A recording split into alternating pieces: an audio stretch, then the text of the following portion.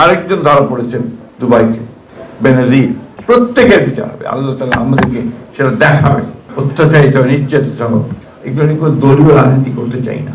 হিউম্যানিটির বিরুদ্ধে একটা ক্রাইম, মানবতার বিরুদ্ধে একটা অপরাধ। প্রকাশ্যে এদের বিচার হওয়া উচিত, শাস্তি হওয়া উচিত।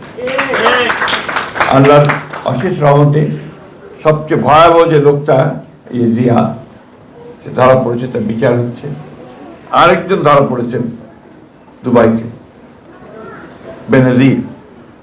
তাদের যে বডি ল্যাঙ্গুয়েজ ছিল, তাদের যে অহংকার, দাম্ভিকতা ছিল, দেখুন আল্লাহ তারা ঠিক তাদেরকে আবার হাজির করছে আদালতের সামনে, জনগণের সামনে, কোর্টের সামনে।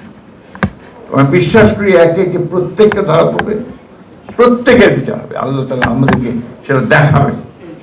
আমি তো বিশ্বাস করি।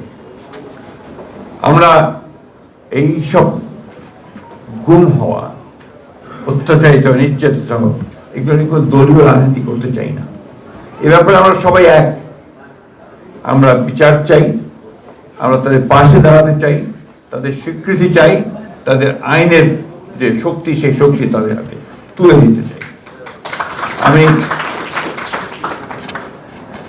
আমি সবসময় বলি যে আমি এই মেয়েটাকে খুবই শ্রদ্ধা করি, ওকে সালাম জানাই, স্যালিউট করি। এই জন্যে সবচেয়ে কষ্টের সময় মধ্যে, যখন কেউ রাস্তায় বেরোতে সাহস করছে না, কথা বলতে সাহস করছে না, তখন এই মেয়েটা জেনেভা পর্যন্ত গেছে নিজের চেষ্টায়, যে ইনফোর্স যে ব্যাপারে ইউএনও কিছু করবে। আমি ধন্যবাদ জানাতে চাই ইউনাইটেড নেশনসকে, তারা এই কাজটা খুব দ্রুততার সঙ্গে এই তদন্ত করেছেন, তদন্ত করে আমাদেরকে রিপোর্ট দিয়েছেন। ওমর খান, আমি তাকেও আজকে স্মরণ করতে চাই, মনে করতে চাই, ট্রেমেন্ডাস সাপোর্ট দিয়েছে আমাদের সেই সময়।